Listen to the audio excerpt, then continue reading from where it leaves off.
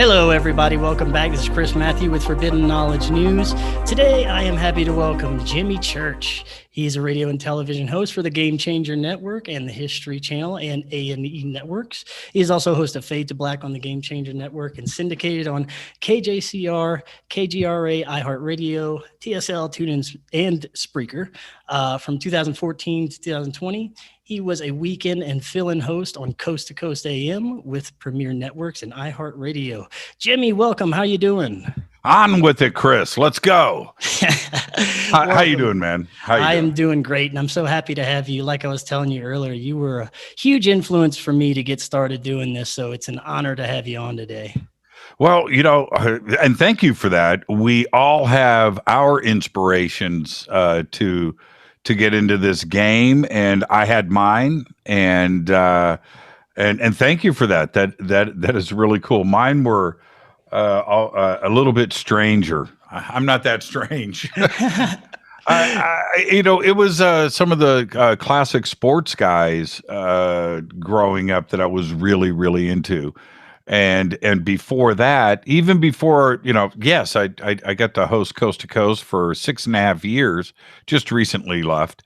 But even before Art Bell, there were other things that were going on in the 80s that really influenced me a lot. And we had things going on here in Los Angeles and things out of New York and also Las Vegas before Art. That had a tremendous effect on me. And then, of course, Art comes along and lets everybody know that this is a perfectly normal and acceptable world to hang out in. And that was a big inspiration. Of course, I worked with Art for a couple of years and then went over to Coast, and here I am today. So there you go. Thank you for that. Yeah, it's great. I started out listening to Coast a long time ago and heard you there and been hooked ever since. And I can't wait to meet you this June in Laughlin. That's going to be such an awesome time. You're going to be doing 2 panels. Is that correct? I'm doing 2 panels. I'm going to 2 different sorts of panels. One, the first one that we're doing midweek. And you can go to the website and check this out, everybody. But what we have got lined up there is a UFO secrets panel. Okay. And we've got, I think we've got Richard Dolan, we've got Danny Sheehan, we've got Sean Stone, Billy Carson, all on the same stage together. That is a huge, huge panel. And Sid Goldberg. And so the 5, well, there's 6 if you include me. We are going to bring the secret stuff, and to do that at any conference is really cool. To do this at UFO MegaCon, we are absolutely not only bringing the best of the best and getting them together on the stage, but this is something that we haven't been able to do for the last year and a half, is have a live in-person conference. And to put this together for that audience, it's going to be something that's going to be talked about for a long time. I'm looking forward to it. The second panel, I love hosting panels. The second panel, we're going to be doing centered on the paranormal, but I think we're going to do a general focus on different places where insane activity goes down, Skinwalker Ranch being one of them. And we're going to focus on that and different paranormal locations around the country. So I'm looking forward to that. And then sky watching. We're going to be doing some sky watching at this conference at a very cool location, not too far from the hotel, that is a historical site with petroglyphs and stuff. Right there next to the hotel. It's a couple of miles away, but no light pollution. I'm going to bring all of my gear with me. I'm really into sky watches, and for some reason, it's always the location. It's the people. I would like to think I have something to influence here too, as well. That maybe I do, but I think it's about the vibe. And you project a positive vibe, and you're there to have a good time. I don't want to meditate. I don't want, oh, no, we're there to see our alien ET brothers and sisters. And I always get everybody fired up, but things happen and I cannot wait. I cannot wait. Not only for this event to go down on Friday night with the Skywatch. Skywatches are going on all week, but doing that Friday so I can turn around and come back on Fade to Black on Monday and go, it went down. It's like my favorite thing to do at all of these conferences is to go out and hang out with everybody all night and see the skies light up. I'm really looking forward to it, Chris. Yeah, I was there last year. I was covering last year's conference, and I went to every night Skywatch, and it was absolutely amazing. You're right. It's the vibe. It's the people you have there. And, the vibe you put out there, it'll bring those guys to you. It's definitely awesome. I love it. You get everybody screaming like it's a Foghat concert from 1977. And I'm really into it. And I feel that, and I don't joke around when I say this. I'm being very sincere. There's a conscious connection between what is happening in the sky and us on the ground. You can see it, you can feel it, you can witness it, and that confirmation for me is one of the coolest things to be able to do, because you hear people say, oh, come on, man, that's not right. You can't go out there and click a laser 3 times and watch a starlight. Oh, yes, you can. And it does happen. They don't change. It's a satellite. No. I have seen incredible things happen. Now, sure, some things are, airplanes are identifiable. They're terrestrial. It's a satellite. And I get that. Those are also fun to look at too, by the way.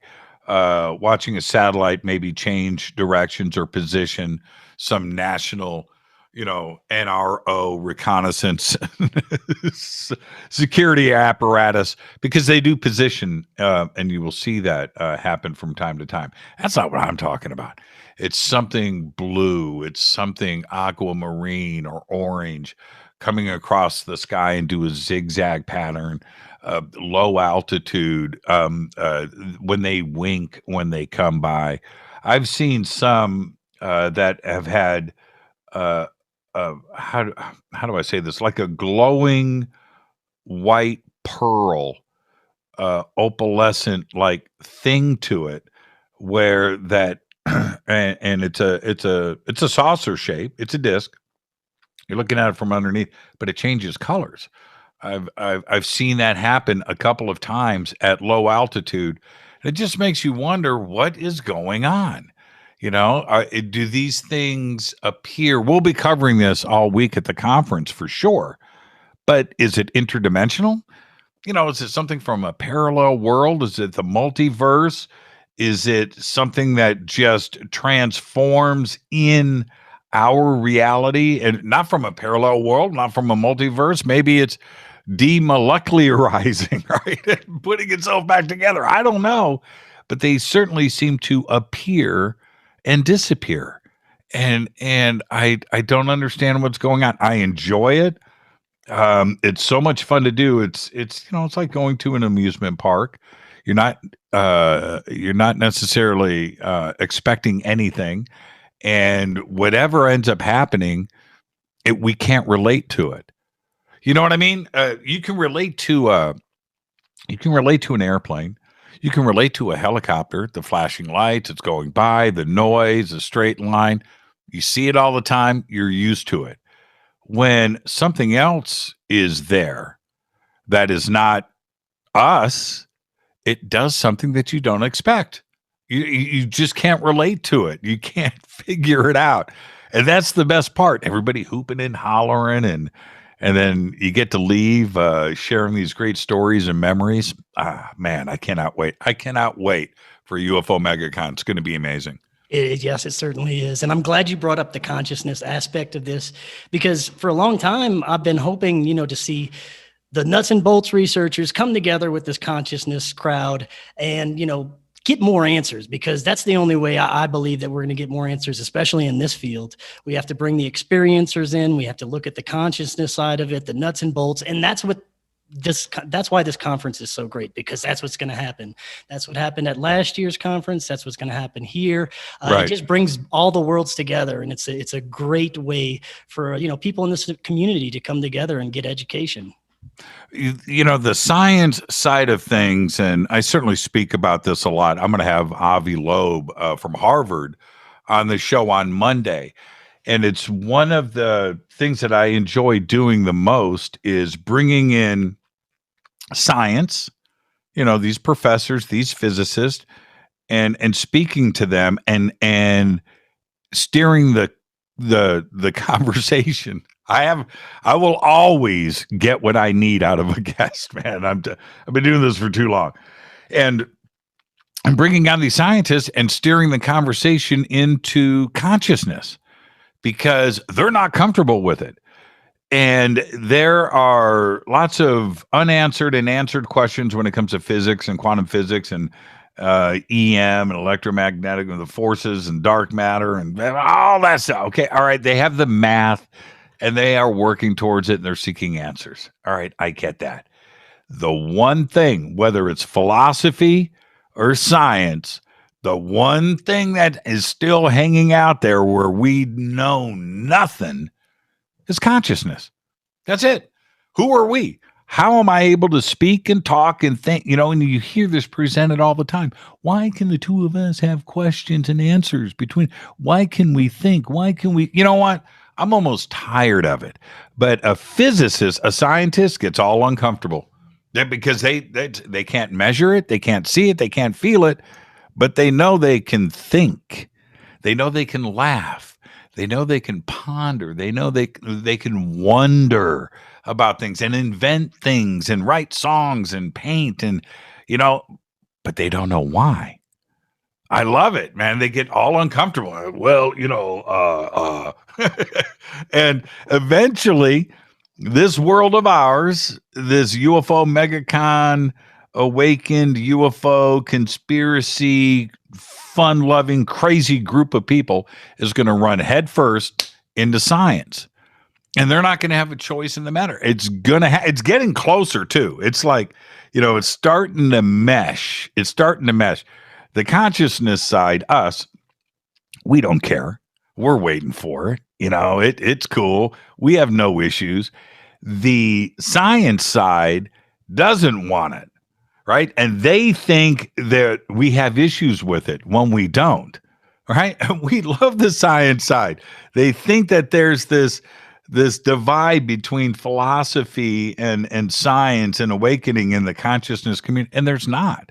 We're just anxiously awaiting for us to all just party together and start to figure out these big questions. But the physicist out there, no. I often say, Chris, the most spiritual, the most conscious person in the world is the physicist that's about to crash in a plane. that guy is spiritual at that moment, man. Richard Dawkins, I'm sorry, man. Yes, I was wrong. I was wrong. So anyway, Sean Carroll. Yeah.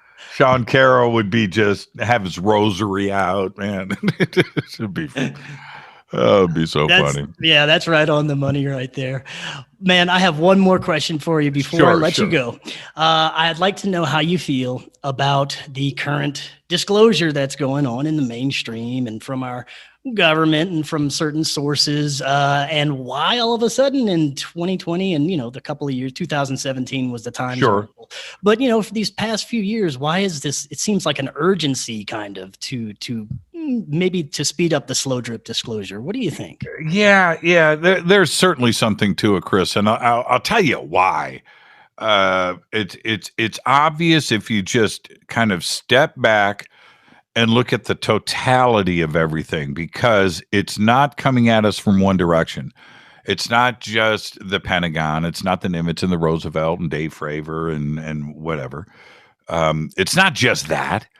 It is science. We just talked about that. It's science in the search for alien life and fast radio bursts and the exoplanet discoveries and tests and the James Webb Telescope and how many habitable planets are in the Milky Way. And we got radio signals coming out of frigging Europa, right? It's like right now, Proxima B and Proxima Centauri.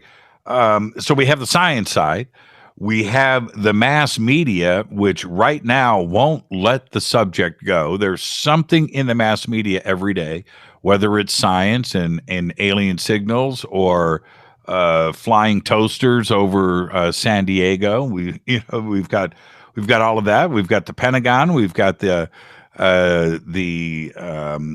task force report that is due for the Senate Intelligence Committee and Marco Rubio and all of that. So we have that. Then we have on the other side all of the sightings and the confirmation and the things that are happening inside of the UFO community that is always there, and it's all happening at the same time. It's all coming. So that's where you go, wait a minute.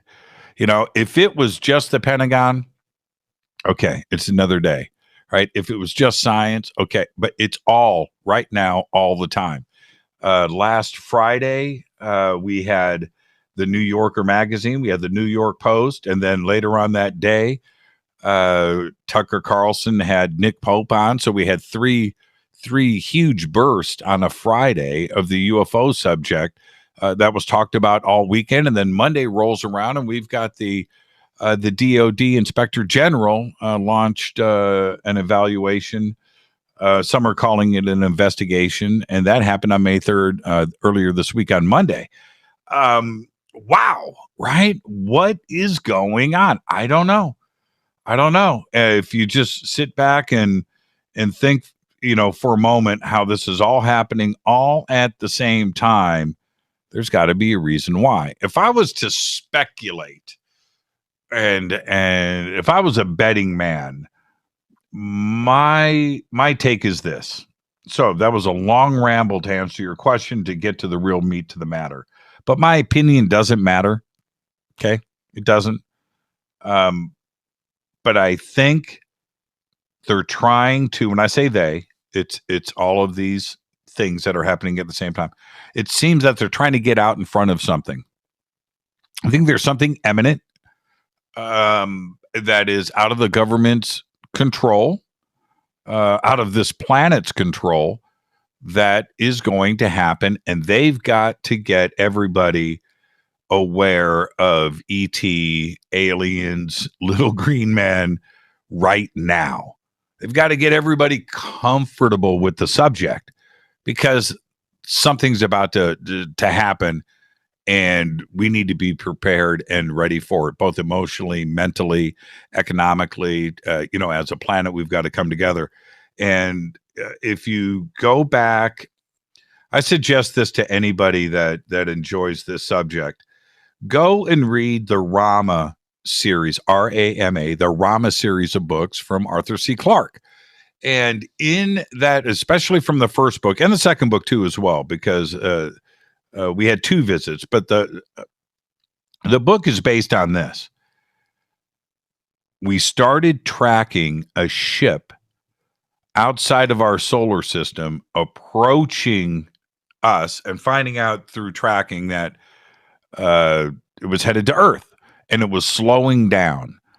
And it turned out to be massive, and it was this huge ship, and it took 2 years for this thing to slow down and get to Earth. So there was 2 years of preparation that happened there.